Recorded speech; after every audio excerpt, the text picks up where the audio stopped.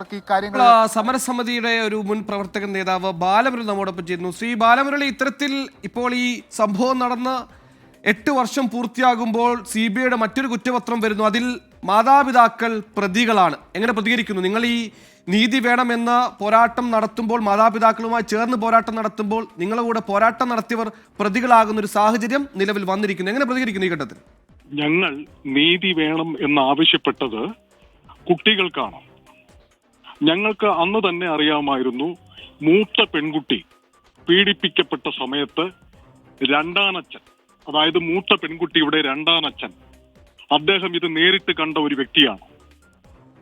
അദ്ദേഹം അത് വൈകുന്നേരം ജോലി കഴിഞ്ഞു വന്ന അദ്ദേഹത്തിന്റെ ഭാര്യയോട് പറയുന്നു. അവർ രണ്ടുപേരും കൂടി അത് മൂടിവെക്കുന്നു. സത്യത്തിൽ അത് അന്ന് പോലീസ് സ്റ്റേഷനിൽ, വാളയാർ പോലീസ് സ്റ്റേഷനിൽ അവരൊന്ന് പരാതി കൊടുത്തിരുന്നുവെങ്കിൽ, വാക്കാൽ പറഞ്ഞിരുന്നുവെങ്കിൽ ഈ കുട്ടികളൊന്നും, മൂത്ത കുട്ടി കൊല്ലപ്പെടുമായിരുന്നില്ല, രണ്ടാമത്തെ കുട്ടി കൊല്ലപ്പെടുമായിരുന്നില്ല, രണ്ടാമത്തെ കുട്ടി പീഡിപ്പിക്കപ്പെടുമായിരുന്നില്ല. അവർക്ക് രണ്ടുപേർക്കും ജീവിച്ചു പോകാനുള്ള ഒരു സാഹചര്യം ഈ നാട്ടിൽ ഉണ്ടാകുമായിരുന്നു. തീർച്ചയായും അമ്മ, അച്ഛൻ, രണ്ടാനച്ഛൻ, മൂത്ത കുട്ടിയുടെ രണ്ടാനച്ഛൻ, അമ്മ എന്നിവർ കുറ്റക്കാർ തന്നെയാണ്. ഞങ്ങൾ ആവശ്യപ്പെട്ടത് ഈ നീതിപീഠം ചെയ്തു എന്നുള്ളതാണ് ഞങ്ങൾക്ക് പറയുവാനുള്ളത്. സത്യത്തിൽ ആ പെൺകുട്ടികൾക്ക് നീതി കിട്ടി. പോക്സോ കേസിൽ ഉൾപ്പെടുത്തിയാണ് ഈ അച്ഛനെയും അമ്മയെയും അറസ്റ്റ് ചെയ്യേണ്ടതും ജയിലിലടക്കേണ്ടതും. അതുപോലെ തന്നെ ഈ പീഡിപ്പിച്ച മറ്റു പ്രതികളും, അതിലിപ്പോ 1-2 പ്രതികൾ കൊല്ലപ്പെട്ടു അല്ലെങ്കിൽ ആത്മഹത്യ ചെയ്തു എന്നുള്ളതാണ് ശരി. എങ്കിലും ആത്മഹത്യ ചെയ്തു എന്നുള്ളതാണ് ശരി. പക്ഷേ മറ്റു പ്രതികൾക്ക് തക്കതായ ശിക്ഷ നൽകണം. അതോടൊപ്പം തന്നെ ഈ അച്ഛനും അമ്മയ്ക്കും പോക്സോ കേസിൽ ഉൾപ്പെടുത്തി അവരെ കൽത്തുറുങ്കിൽ അടയ്ക്കുകയാണ് വേണ്ടത് എന്നാണ് ഞങ്ങൾക്ക് പറയുവാനുള്ളത്.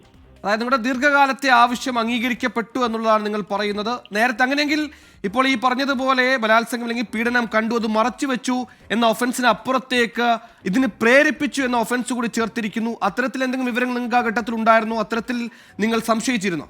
ഷിബു എന്ന് പറയുന്ന രാജാക്കാട് സ്വദേശിയായ ഒരാൾ, അയാൾ ഇതിൽ പ്രതിയാണ്, മുഖ്യപ്രതിയാണ്.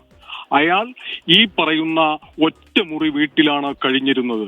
സ്വാഭാവികമായും ആ പെൺകുട്ടികളുടെ, 2 പെൺകുട്ടികളുടെയും കൊലപാതകത്തിലും പീഡനത്തിലും ഈ ഷിബുവിന് പങ്കുണ്ട്.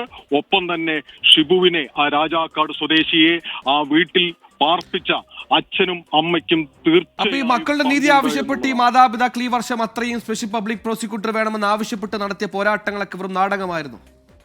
നാടകം മാത്രമല്ല, ഇവരുടെ നേർക്ക് ഒരിക്കലും ഈ പറയുന്ന ശിക്ഷ അല്ലെങ്കിൽ വിധി വരരുത്, അല്ലെങ്കിൽ കുറ്റപത്രം വരരുത് എന്നൊരു ധാരണയുള്ളത് കൊണ്ടാണ് ഇവർ ഈ കാര്യങ്ങളൊക്കെ ചെയ്തു കൂട്ടിയത്.